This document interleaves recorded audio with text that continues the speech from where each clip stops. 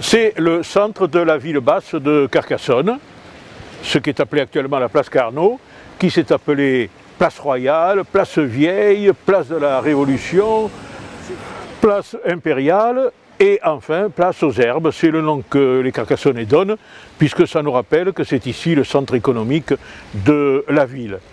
Cette place, au moment de la première Bastide, était immense. Elle pouvait faire 90 sur 120 mètres, parce que les façades des maisons que nous voyons tout autour n'existaient pas, et il y avait cet endroit-là des étals, des couverts pour les commerçants.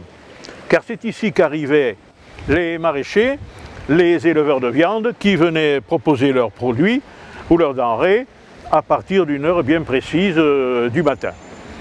C'est ici que se trouvait la justice royale, avec en plein milieu de la place l'échafaud, avec la religion, puisqu'il y avait un crucifix, le commerce, la grenette c'était là où on pesait les grains avant de les vendre, et enfin l'administration de la ville, les consuls, puisque la maison consulaire se trouvait derrière, à l'emplacement actuel de la chapelle Saint-François-Xavier.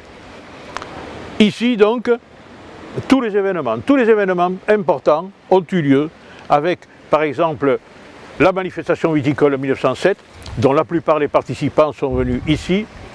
C'est l'installation d'une chapelle funéraire en août 1944 à côté du Café Note pour marquer le décès de Jean Bringer, massacré à Baudrigue, justement face à la milice qui avait pignon sur rue, pignon sur place, ici sur la place Carnot.